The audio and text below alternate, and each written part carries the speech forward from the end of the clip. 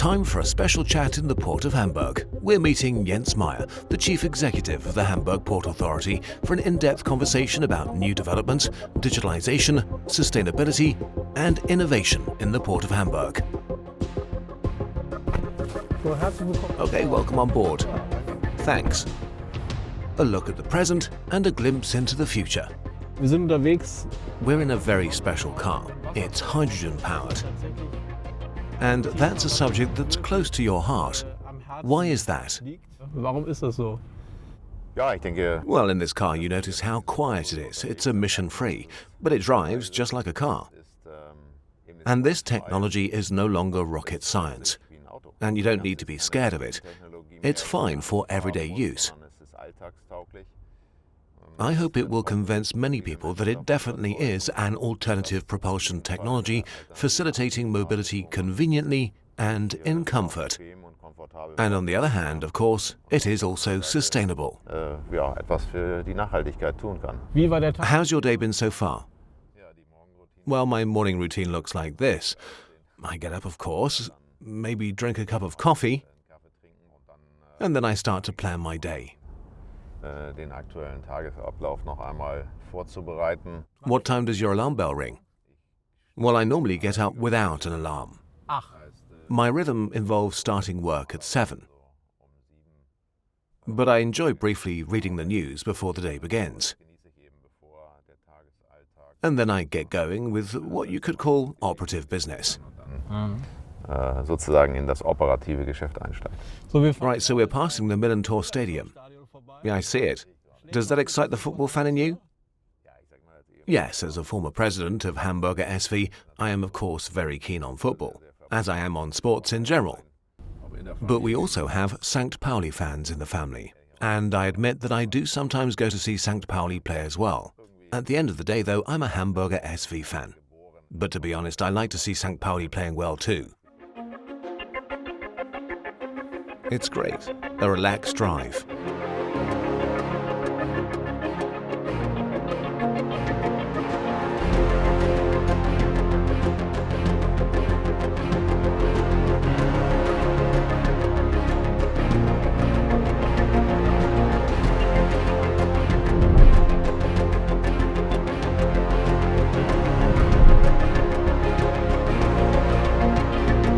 Welcome to our Future Port Talk. Jens Meier, thanks very much for taking the time. 2022 is in full swing now. How did it kick off those first 10 days? For you personally, how's it been? Well, yes, first off, Happy New Year. I'm healthy and happy that all my family and friends had a good start to the year too. And things are going really, really well for the company as well. And that is, of course, thanks to all of our colleagues. The trip to this wonderful television studio was something of a premiere for me. I got the chance to drive you through Hamburg in a very special vehicle, a hydrogen-powered car. We talked about it briefly a moment ago, but I'd like to know what role hydrogen is going to play in the Port of Hamburg in 2022 and beyond.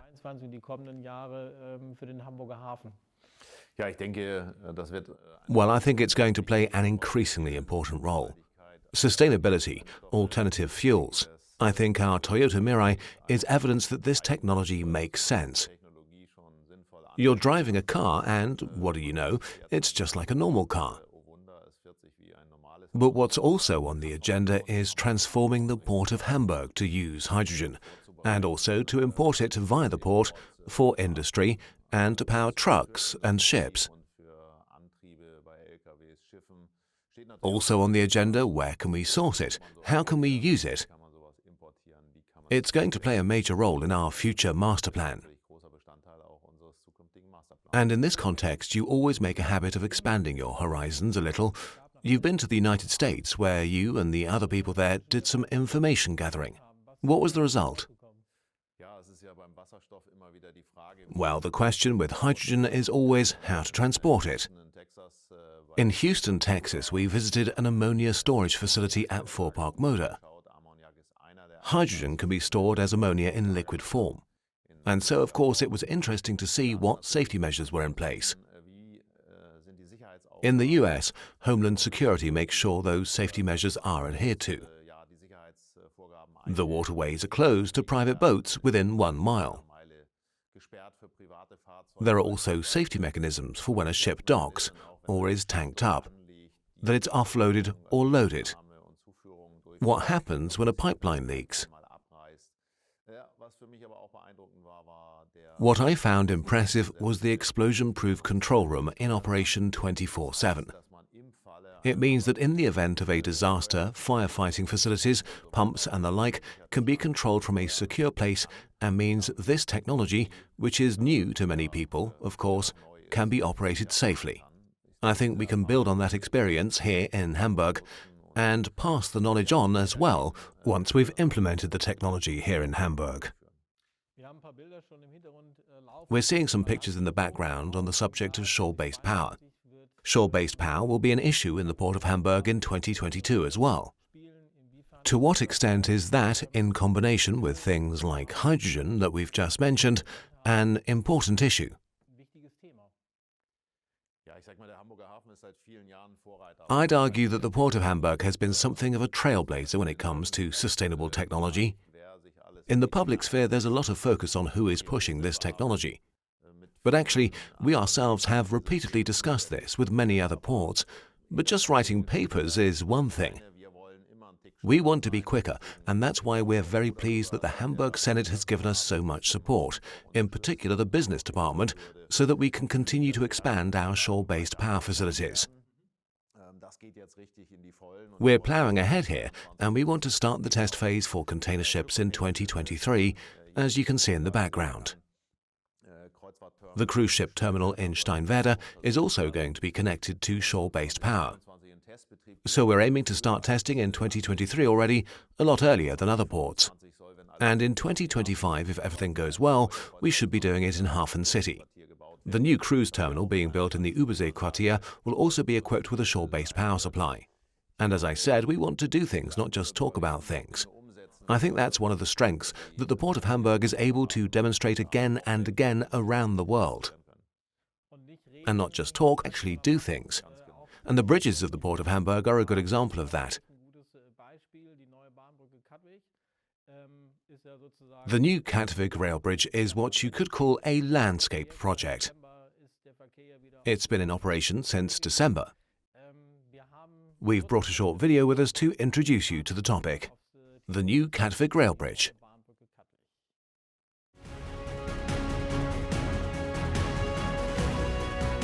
There's nothing like it anywhere else, nothing like it has been built anywhere. So everything we did here is the first time it's been done. Putting it into operation, starting it up and getting all the safety systems up and running. The control room for the bridge as well, it all had to be coordinated.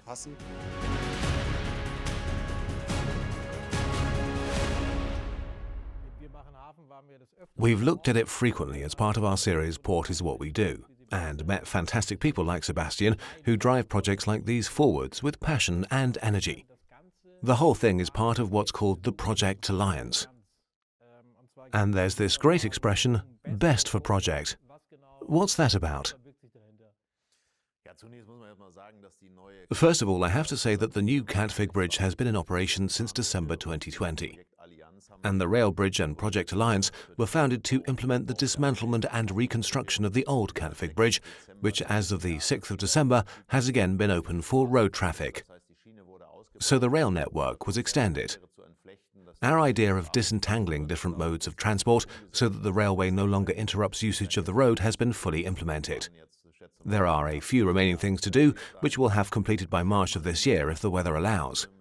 And so in the early phases of the project, an alliance was agreed with other stakeholders such as planning offices, construction companies and others, so that we could find the best solutions as we tried to implement the project. It was really worthwhile doing that. It worked well, and it could be a success model for the future of such projects, because public clients often face the same problem. It takes you ages to describe it and specify it, and then you build it exactly to plan. And in the age of digitalization and technology, things progress very fast. And once you've finished building, you don't want, for example, to install technology that's already 7 years old, because lead times are often so long. And in this regard, we did things differently. with the new rail bridge and then the old Katwijk bridge, which was overhauled completely and has a central control room installed. So now it can be operated from one control room, which is also the remote control for other mobile infrastructure in the port. It's great to see that.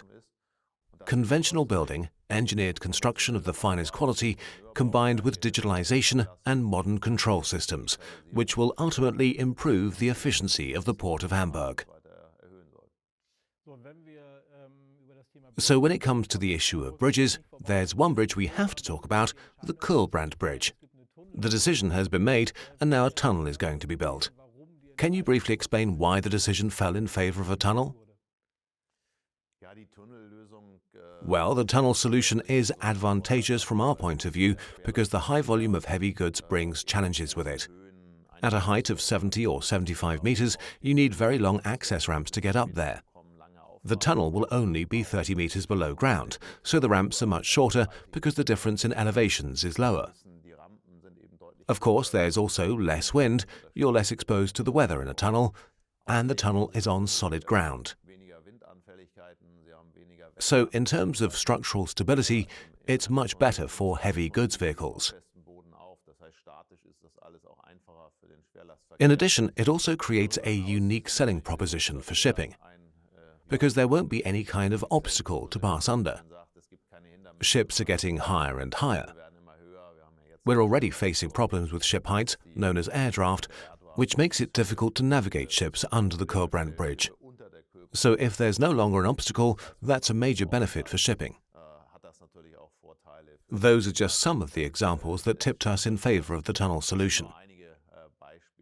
And that also led the federal government to favor it as the best solution as well. And the whole thing really is a mammoth project. It's projected to go into operation in 2034 and will be Germany's largest bored tunnel. So a project of superlatives then. Yeah, I'm not really a fan of overdoing superlatives. When we say the largest bored tunnel, we're talking about the diameter of the drill, which will be the largest to date. But I think it will be important to get the planning phase and pre-evaluation squared away quickly, so that we can get going with it as fast as possible. And once it starts, the construction phase, and with our project management and experts, we can get the whole thing done as quickly as we can. Because the Port of Hamburg wants to continue to lead the pack in terms of competition.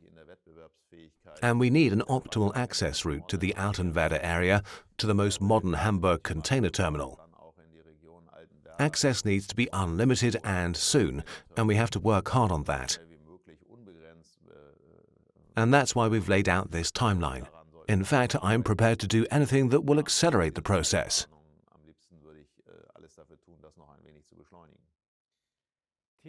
And talking about acceleration, the climate crisis is accelerating changes to the planet's climate. Friday for Future is a big issue. The younger generation have shown our generation what's possible. There are lots of fantastic climate initiatives, especially in Hamburg. We're talking about sustainability and about how to preserve our planet and make sure it remains livable. When we talk about the future of the port, how do you, as a father, view the Fridays for Future movement? What's your attitude?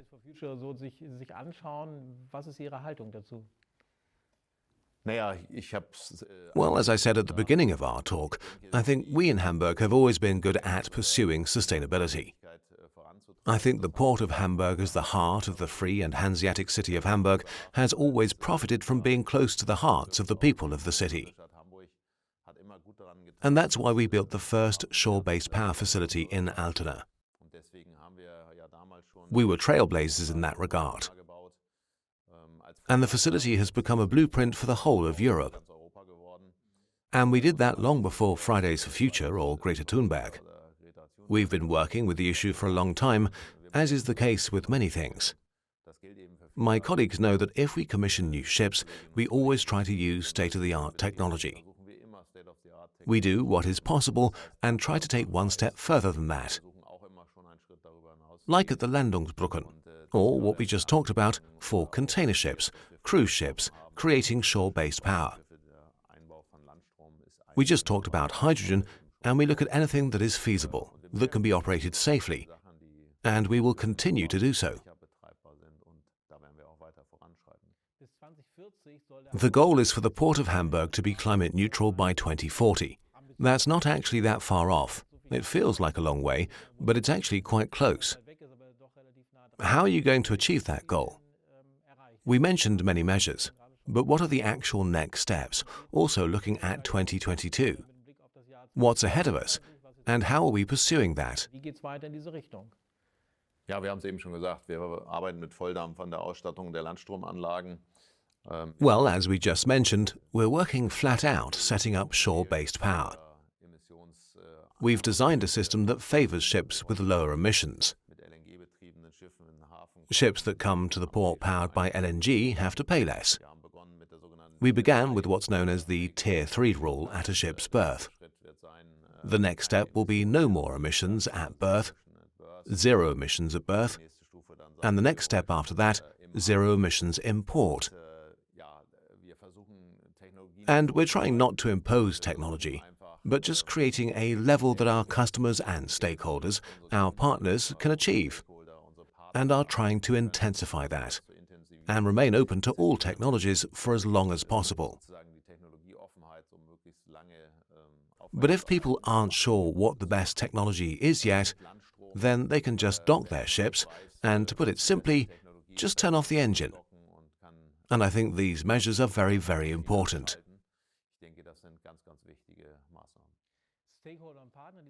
Stakeholders and partners, you just mentioned them, the whole thing will only work as an alliance, as we talked about before.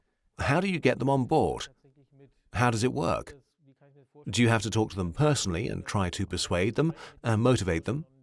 How do you actually implement that? Ja, das gibt natürlich laufende Gespräche. Well, of course, we are in continuous talks. If you take shore-based power as an example, then we do it together with the container terminals, because we have to take into account how the terminals function. We have to look at technology. Who can deliver it? You always have to do that, see how it can be integrated in normal working methods. And then you always take a look globally to see whether others have moved things on already. If we find the best solutions there, should we integrate them into the Port of Hamburg? It can't work without talking, without agreement. But you also need partners. With shore-based power, we decided to work with Siemens and PowerCon, who have already proved that they understand this technology.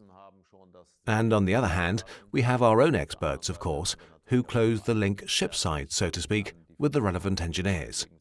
So it's only possible in dialogue and in partnership.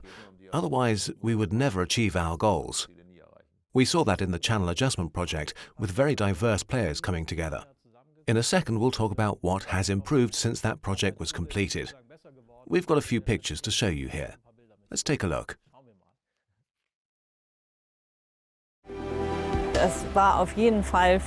Well, for me, it really has been the biggest project. I've headed up various infrastructure projects here at the HPA, but this was a particularly interesting project for me. Because it was big, political, of course, firmly in the focus of the public, and so varied in terms of the construction works, from dredging to the building of leading lights. It's all there. So all in all, I had a great time on it.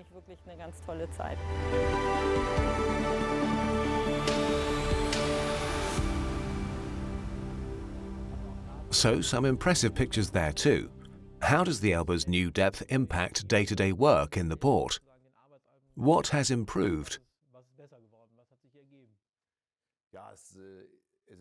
It's become very clear. On the 5th of May last year, we approved the first phase of the shipping channel. That was the first 90 centimeters. And if we review it now, I haven't got the latest figures, but by the beginning of December last year, we had had more than 2,000 container ships in the Port of Hamburg, and 600 of them were so large in terms of draft that they already benefited from the adjustment of the shipping channel. von der Konstruktionstiefe so groß, dass sie schon von der Fahrrinnenanpassung profitiert haben. And a total of 80 to 87 wouldn't have been able to enter or leave without that work to adjust the channel. Die mitgebracht haben oder wegbringen wollten ohne Fahrrinnenanpassung, hätten gar nicht mehr fahren. So you can see that the channel adjustment has been accepted and is already paying off. If you talk to shipping companies, they're very happy about it. And when we approve the second phase on the 24th of January, that will give the big container ships up to 1 meter 90 more draft. And that's about 34,000 tons. To visualize it, we always use the Cap San Diego, so 2 Cap San Diegos. But for those who prefer to count containers, if you assume that the average container weighs 14 tons, then you're talking about an additional 2,400 containers for each ship without additional costs. And from what I'm hearing from the Far East, especially from the shipping companies, they're really pleased that they will be able to use these kinds of depths. And next year, when we do this, we'll be able to look at how well this advantage has been exploited. At the moment, I can only say that people really like it, even just the first phase. Last year, Hamburg hosted the comprehensive ITS World Congress that a lot of planning went into. And there was a project in which the HPA played a key role, what's known as Home Port. For all this, a whole new quarter was created the other side of the old Elbtunnel. That's also about creating alliances and bringing a diverse range of innovative players together. What was at the heart of the Home Port project, the key idea driving the project? And going back to what you've already said, not just talking but doing. If I go through the old Elbtunnel and I exit the other end, I'll find containers and people working there with people doing things. What's behind that? In der Wiki-Container, da sind Arbeitsplätze, die Akteure sind aktiv. Was steckte dahinter? Well, we're trying to make sure Hamburg continues to establish itself as a center for innovation, because we believe that real businesses, whether startups, new or established companies, want to try out things here, and we want to bring them together. And we created a place to experiment, for example, with drones that move on land, on water, and in the air. It was an ideal place to demonstrate that on the fringes of the ITS Congress. Large drones that can carry heavy payloads by air, or floating drones, which is more like our core competency, drones that could demonstrate their abilities on or under the water. I was particularly pleased that we could demonstrate 3D printing here with our partners, that we managed to show how spare parts could be produced with this technology. An idea that we are always keen to pursue is showing what's possible in the same place, and showing that actually maybe that's a good idea, producing things in one place and then transporting them from there using drones, for example, to where they're needed. And that's the idea behind Home Port. And that's without even talking about everything that was on show there. Das ist der Gedanke hier bei Home Port. Damit habe ich nicht alles jetzt besprochen, was dort gezeigt wurde. One thing that I think has yet to be fully appreciated is that we demonstrated a technology involving the equipping of the port with mobile technology. So if you want to enable autonomous flight and autonomous driving, then you also need a secure radio or Wi-Fi connection. And technologies like these were demonstrated there as well. So these things all belong together. The end consumer or customer sometimes just sees a flying drone, which looks pretty spectacular. But we're more interested in security, simplicity, and business processes and models, which will ultimately contribute to the Port of Hamburg's operations in a profitable and sustainable way. And with Home Port, we could demonstrate that very well. And there are many other innovative model projects, for example, Project Mozart, Green for Transport, and here too we have a few pictures for you.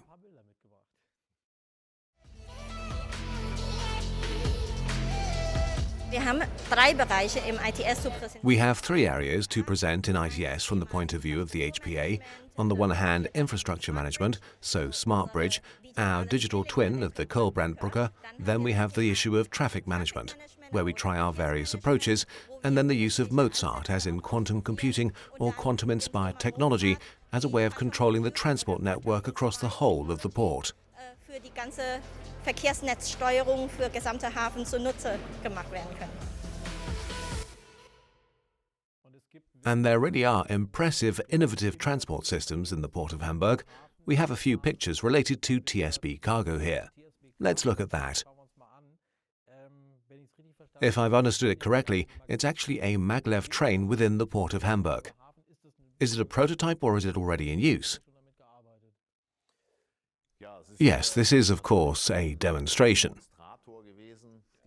The technology is only available as a pilot for now, but we can see that it works. And I'm very grateful to the company Bergler for showing it to the Port of Hamburg, because it showed the academics and engineers how such loading mechanisms, such a transport device, could work.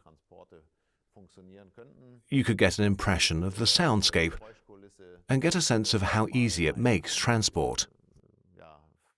We're now going to see whether a system like this could be implemented by carrying out a feasibility study. Ob sich so ein System durchsetzt, werden wir jetzt im Nachgang natürlich in einer Studie auch nochmal ermitteln. I'm not going to do advertising for just one means of transport, but we gained important insights here. For example, that maglev technology can cope with more radical height differences compared to standard rail technology. On the other hand, you have trains that can transport a lot more containers at the same time compared to a single carriage maglev train. So you have to weigh up the advantages. But it's definitely a technology that we're familiar with in Germany, and which we should at least look at more closely to see whether it's an alternative, sustainable mode of transport. So can a project like this be used as a blueprint, that is, tested in the Port of Hamburg, and then once approved, take it to the rest of the world? Well, the goal of such demonstrators initially is just to see that the technology is working, and we could definitely show that here. But then, of course, you have to analyze the technologies. Are they really feasible in a business context? Because no technology is going to get established if it only ever produces losses. As an example, if you try and solve local transport problems like the one in Sao Paulo in Brazil by using drones that transport people, you'll fail. You just wouldn't be able to have all those drones flying at once. That's an extreme example. Here too, we'll be asking how many containers we can really move using a maglev rail from A to B. Is it a competitive model? But looking at it with an eye to the future, in terms of CO2 emissions, sustainability, speed, noise, and what the neighbours think of it, and then see what comes out of it. But it's very important to us as the HPA to look at these things and be able to give well-founded answers when we're asked. We keep on talking about innovation and digitalization. And there's one topic we really can't avoid, the question of how well equipped the Port of Hamburg is in terms of cybersecurity, or to put it more negatively, how equipped it is to deal with cyber criminality. Having been trained in IT, you're very motivated to deal with this issue. But how prepared is the Port of Hamburg? Because the issue of cyber attacks is getting more and more relevant. Many companies are being hit by them. So what about the Port of Hamburg? Well, let me respond like this. A project like Mozart that we just looked at with automated signal switching aimed, as we like to say, at creating a digital thinning liquid for viscous traffic situations, well, it all sounds really good because we want to optimize traffic flows. But of course, you also have to make sure that, shall we say, some joker doesn't manipulate the traffic lights. You don't want somebody driving past to say, I'm going to switch the lights to green or play with them. So I'm not primarily talking about nasty stuff like terror attacks or the like. But you do have to create some digital trust. And the architecture we create in terms of sensors, signals, lock control, and remote control systems, it all needs to be reliable and secure. That's why we began testing the 5G network standard for the EU quite early on. On the one hand, to gauge response times. It has to be quick. When you press the emergency stop button, then whatever is connected to it has to stop immediately. We also tested it to see how resilient it is against attacks, and using that as a basis, we developed further from there. We have developed advanced technologies which can identify weak spots in the architecture before other people find them and before any damage can be done, whether by external hackers or unexpected downtime. Worldwide, the Port of Hamburg is at the vanguard when it comes to this within its peer group. We cooperate with our trusted partners in these matters, for example with Singapore or Los Angeles. And I think this process of learning from each other, exchanging knowledge, finding the best solution, that's what makes us strong. And we're going to continue pushing ahead in more projects in the future. And this process of exchange, learning from each other, inspiring each other and motivating each other, that applies not just in terms of stakeholders and partners and the relevant players, but of course to the HPA itself and all of its employees. How do you make sure your people are on board on this journey in these times of rapid change and get them to focus on the team as a whole? It's all about playing as a team, and without team play, nothing would work.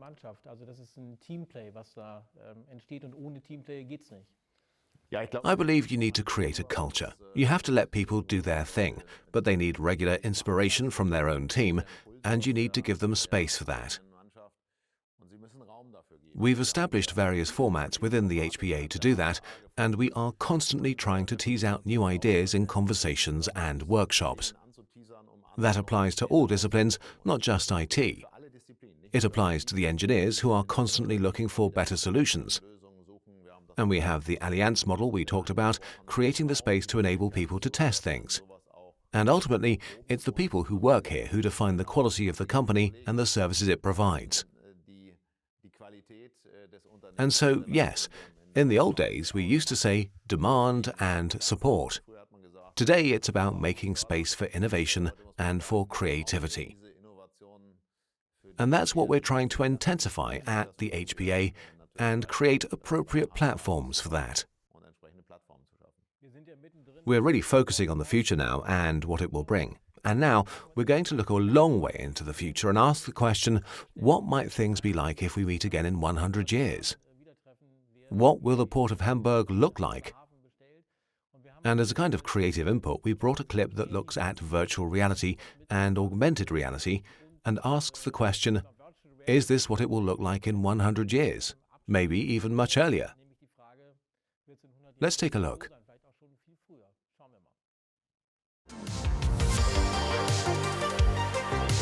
We have a project with a timeline of 5 years called Connected Urban Twin.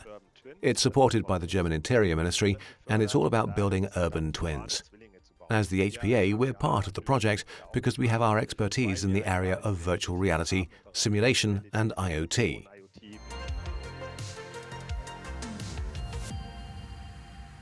So let's talk virtual reality, IoT, the Internet of Things, augmented reality. The video we produced there with Uli Baldauf was a very special production because we produced the video virtually as well. That is, Uli and I met in the virtual world in the virtual port cockpit. A digital twin, as I said. Are these things that might have become reality if we met again in 100 years, maybe even 50? Yes, I really do think so. These technologies will develop. But we also have to cope with the challenge of how to deal with a lack of young workers and technical experts. How do we become more efficient? To do that, we have to embrace new technologies and do that in cooperation. As Uli Baldauf said, connected urban twins, that is, Hamburg and the port, need each other. We are networked with other cities and other ports where things can also be tested if you're, say, building a bridge. So this bridge could be built in exactly the same way in another port, which means you can recycle all that engineering planning, and in the long term, it all makes maintenance of existing structures much more efficient. I think that's part of the future, so as to remain competitive and quick.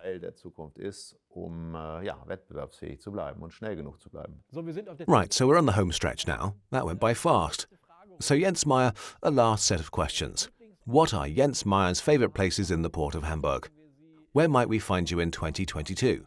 Do you cycle or go jogging with your family? What are your favourite places? Because there are so many good places. What I like so much is that there are always these kind of hidden champion places that you wouldn't really have thought of.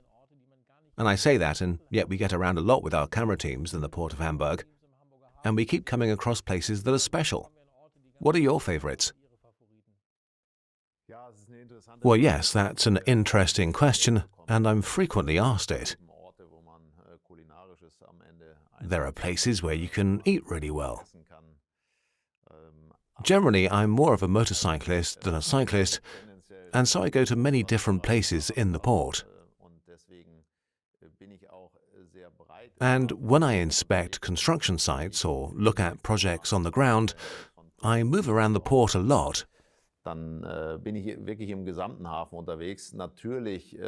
The places I stop are really interesting and range from the Bunthäuser Spitze to the Elbstrände, where many people think that's pure nature. I like to see people on the Elbstrände, and it occurs to me that they may not know that we make sure the beaches remain beautiful because we keep replenishing the sand there. That's a good place to relax.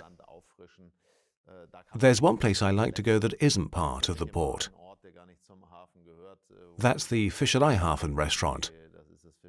Because when you have guests, they always enjoy the view of the port. Because, as you said already, everything going on in the port is so interesting. But in the video, you also saw the perspective from the other side. When you're in our Nautic headquarters, where the pilots are located, where they're picked up and dropped off. When you see big ships coming in, be they container ships or general cargo ships, or a container and ro-ro ship, it's just really fascinating that they're so quiet and they just slip by so pleasantly. That makes me feel really good, and I just enjoy the Port of Hamburg in that moment. Dann fühle ich mich richtig wohl und genieße auch den Hamburger Hafen mal für einen Moment. And so what fish will you be eating today? Cod, salmon, or just a traditional battered fish? Well, my favourite fish is in fact North Sea sole, but I don't eat that every day, it's much too expensive. I also eat battered fish and a fish roll sometimes too, sometimes with pickled herring. But that's not a very Elbe fish. But because I come from a fishing family, I tend to eat more fish than meat. And I'm very flexible. Tendenziell lieber Fisch als Fleisch, und da bin ich sehr flexibel. And when you're not in a restaurant, can we find you in the kitchen at home cooking for the whole family because you're from a fishing family, cooking the tastiest fish you can imagine? Exactly. Or is that just wishful thinking? Should we really be talking to your wife? Well, yes, my wife is the expert, really. I'm not as good as she is. I wouldn't starve, but that's not really my strength. Well, thanks very much for your time. It's been very interesting. It was a lot of fun. And of course, we have a traditional finale to our Port is What We Do videos.